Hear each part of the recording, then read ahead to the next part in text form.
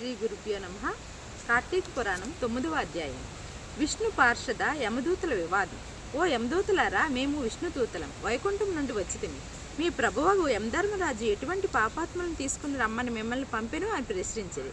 అందుకు జవాబుగా యమదూతలు, విష్ణుదూతలారా, మానవుడు చేయు పాపపుణ్యములను సూర్యుడు, చంద్రుడు, భూదేవి, ఆకాశము, ధనుంజయాది వాయువులు రాత్రింబవళ్ళు సంధ్యాకాలము సాక్షులుగా ఉండి ప్రతిదినము మా ప్రభువు కడకు వచ్చి విన్నవిస్తుందురు. మా ప్రభువులు వారి కార్యకలాపము చిత్రగుప్తం చేత చూపించి ఆ మనుషునికి అవసాన కాలమున మమ్మ పంపి వారిని రప్పించుదురు. పాపులు ఎటువంటి వారో వినుడు. వేదోక్త సదాచారములు విడిచి వేదశాస్త్రములు నిందించువారును, గోహత్య బ్రహ్మహత్యాది మహాపాపము చేసేవారు, పరస్త్రీలను కామించువారు, పరాణ బొక్కులు, తల్లిదండ్రులను, గురువులను, బంధువులను, కులవృత్తిని తిట్టి హింసించువారును, జీవహింస చేయువారును, దొంగబద్దులతో వడ్డీలు పెంచి ప్రజలను పీడించువారును, శిశుహత్య చేయువారును, శరణన్న వారిని కూడా వదలకుండా బాధించువారు, చేసిన మేలు మరచి కృతజ్ఞులు, పెండ్లిండ్లు శుభకార్యములు జరగనివ్వక అడ్డు తగిలేవారు పాపాత్ములు.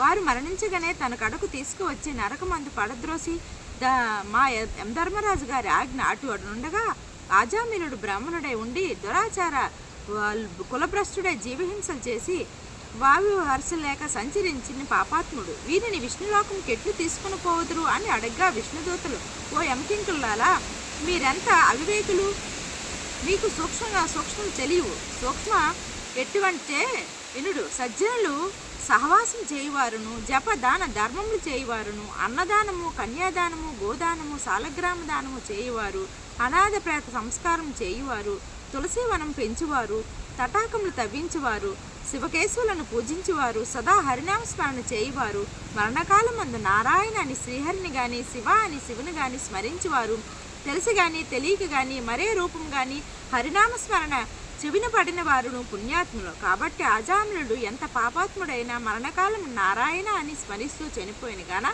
వైకుంఠముకు తీసుకొని పోదుమని పలికిరి.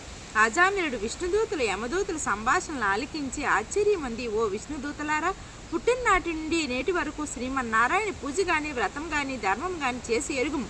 నవమాసం మోసి కనిపించిన తల్లిదండ్రులకు సైతము ప్రణమిల్లలేదు.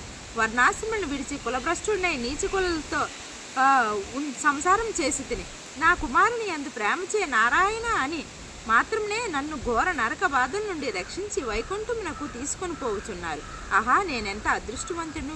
నా పూర్వజన్మ సుకృతం వల్ల నా తల్లిదండ్రుల పుణ్యఫలం నన్ను రక్షించిందని పలుకుచు సంతోషంగా అభిమానం ఎక్కి వైకుంఠమునకు పోయింది. కావున ఓ జనక చక్రవర్తి, తెలిసి గాని తెలియక గాని నిప్పును ముట్టినా ఎట్లు బొబ్బలెక్కి బాధ కలుగును, అట్లనే శ్రీహరిని స్మరించిన ఎడల సకల పాపములు నశించి మోక్షం పొందెదరు. ఇది ముమ్మాటికి నిజం. 9వ రోజు పారాయణం సమాప్తం. ఓం శ్రీ గురుభ్యో నమః.